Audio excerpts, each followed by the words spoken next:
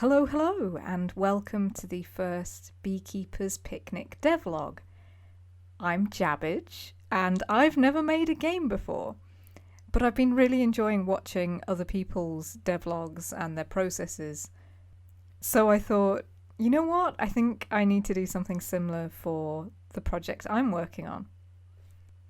As a quick history of what the Beekeeper's Picnic is and where I am in the point of developing it, this summer, so that's the summer of 2022, about, 4 months ago, say, from when I'm recording this, I just had a bit of an itch to try a new creative project.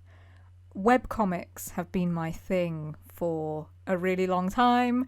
I've made lots of comics. I've also got slightly into doing comics in a commercial context, particularly for museums and charities and research groups, and I love doing them.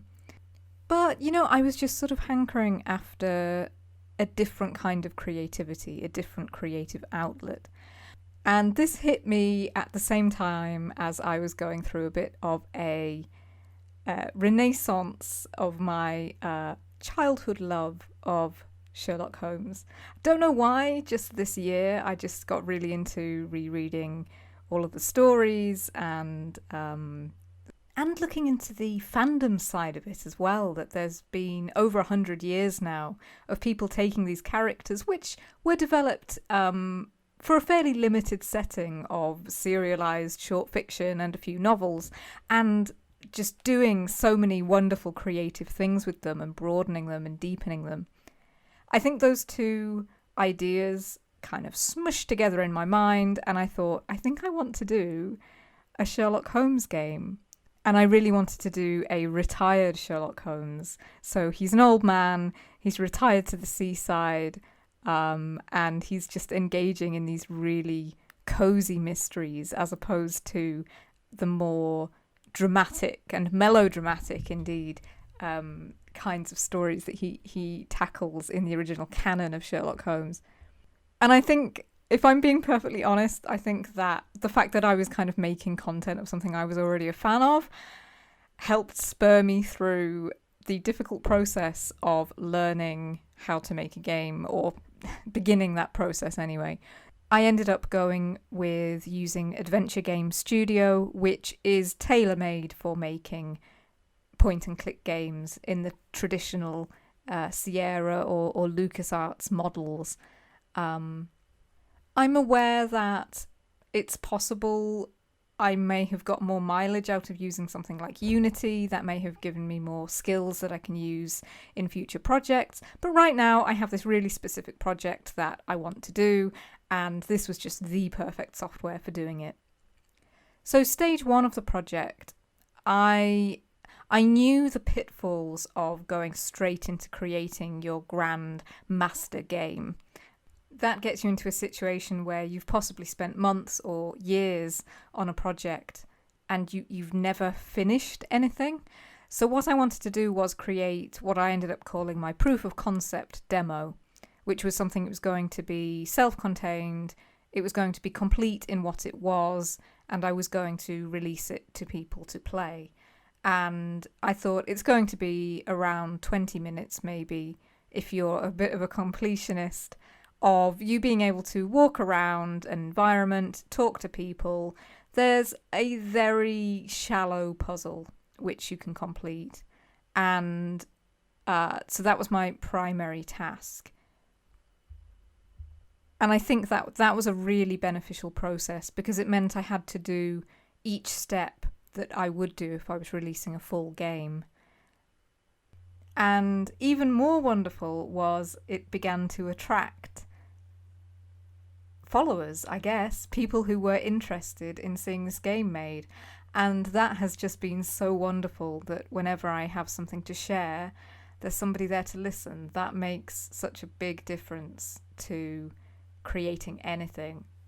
It's really good to do something just for yourself, but ultimately as a storyteller, it's so good to know that that story will be heard by somebody.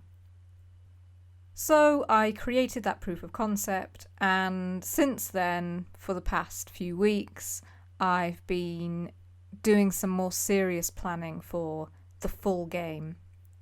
I've done things like creating what I'm going to call a puzzle dependency chart. I don't know if an expert in puzzle dependency charts would say that this is a good one, but it's a living document. I'm going to keep changing it, but it sort of maps out where I'm going with the story. The structure that I've decided to go for is basically it's the Beekeeper's Picnic. You are retired Sherlock Holmes and you are putting together a beautiful seaside picnic for Dr. Watson. And although that may sound like quite low stakes, for Sherlock Holmes, this is quite a big thing for him to do. It's very much born out of his anxiety that it's possible that Watson doesn't understand the regard that he has for him. And this is very much something that I'm taking from the original stories, where Sherlock Holmes is always... You get this sense of anxiety from him, or at least I do, that he's always worried that one day Watson will stop being interested in him if he ceases to be clever and ceases being able to pull off these incredible deductions. And then on the flip side to that, we as the reader know that that's nonsense and that Watson absolutely adores Holmes. But funnily enough, questions whether Holmes cares for him or whether he's just perhaps a familiar presence or a bit of a kind of habit of Holmes's that Watson should be around. It's a really interesting part of their dynamic that I wanted to explore. So, to Sherlock Holmes, creating this picnic is of paramount importance. But then the twist or the joke is that I wanted it to be whenever he goes out to try and get a picnic item, there is a barrier in the way of a mystery of some type. There is, there's a dead body or there's a missing emerald or something like that, which is getting in his way. And all the poor man wants to do is buy a cake and clear the beach so that they can have some privacy and this sort of thing. This leads to rather an interesting structure where you can actually beat the game, so to speak, by immediately exiting your cottage, going up to Watson and saying, I have a picnic ready for you, and taking him to where the picnic spot is, but you don't have a picnic, and thus the game ends with Watson being a little bit put out, and you never actually managing to do this task that you have, which is to communicate to him the regard that you have for him. Originally, I envisaged this as being quite granular, that you would have to do a mystery in order to earn, I don't know, the drink and the cake and the sandwiches and the picnic blanket. And I very quickly realised that would end up being a very long game.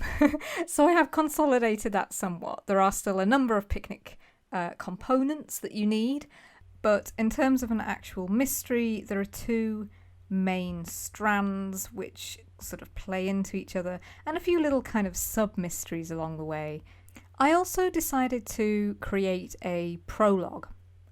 Originally, this wasn't part of my plan.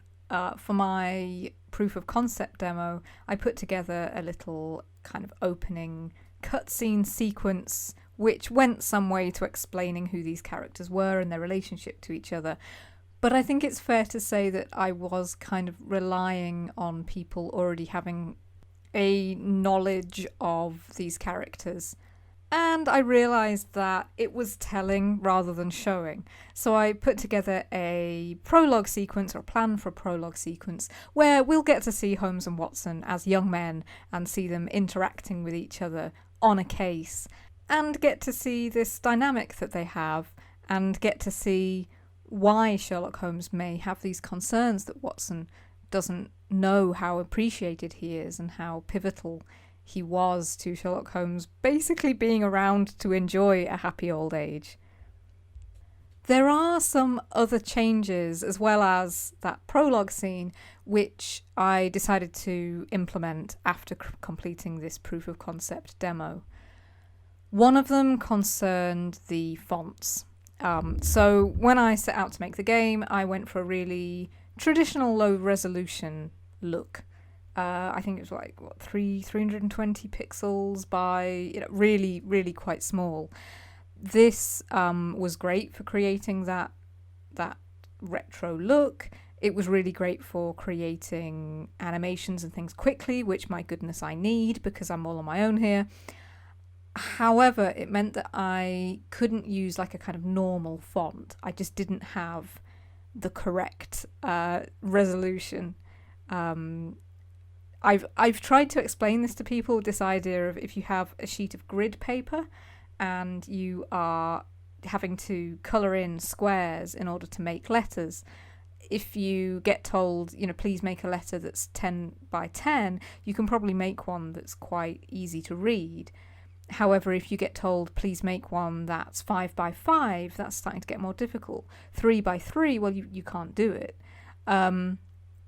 So I was working with a very small grid, basically, and I was having to use pixel fonts, which are intended to be used at this low resolution.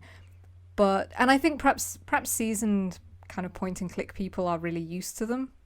But what I found was when I shared the proof of concept demo with this broader community that I had, there were a lot of people turning around saying, look, I'm dyslexic and I'm really struggling to read this.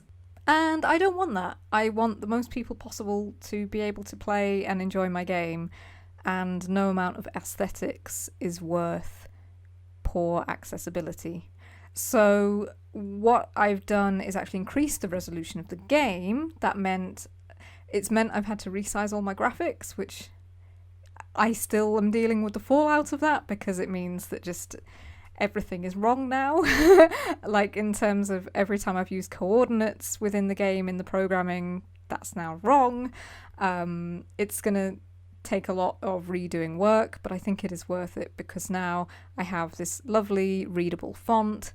And I mean, I'm complaining, but it was the right time to do it because I was using that proof of concept demo as a foundation, but really I was sort of starting again. So it's fine. The other big difference is more of a game mechanics one, and I'm still kind of puzzling this one through a little bit. In my proof of concept demo, I tried out this mechanism where you would look at somebody, make observations about them. So like say Watson, you could look at his hands and notice he has ink on his hands. And then that would open up a dialogue option so that you could then say to him, haha, I see you've been writing this morning because you've got ink on your hands, and kind of do the Sherlock Holmes thing. What I was realizing as I was going through planning out the rest of the game is that that's all well and good, but you're not actually bringing the player along for that journey. And I found that I think I want to. So I don't want situations where somebody's left not knowing how a conclusion was reached. So what I've done is I've kind of thought, okay, how can I do this? There's this fun quote where Sherlock Holmes talks about his brain attic. This idea that this is where he kind of imagines his brain as being like an attic where he stores information. And I thought, right, I think what I need to do is make the brain attic a screen you can go to, and while you're there, you can join up pieces of information, and that will allow you to progress forward. So you actually have to do that mental work before continuing. I'm waiting to see how this is going to work in the game itself. But yeah, we'll find out in time, I guess, whether the brain attic is a good way forwards. So my task that I'm working on coming up is basically creating I don't know what I'd call it, like a scaffolded version of the game. I've not got the artwork done. I'm not really bothering with animations. It's all very, very basic stuff. I just want to get all of the mechanisms working. And a step one to that is going to be just focusing on the prologue, because that's a nice little self-contained thing with just a few puzzles. And then I would quite like to make it so that I can move into every scene. Every scene exists, and you can walk between them. So those are my coming up tasks. And you're going to get to see whether I do them or not, I guess. Thank you very much for watching. And yeah, if you're interested in keeping up with this project, you can find the development blog for it on cottagecoresherlock.tumblr.com. So yeah, thank you for watching, and I'll see you another time.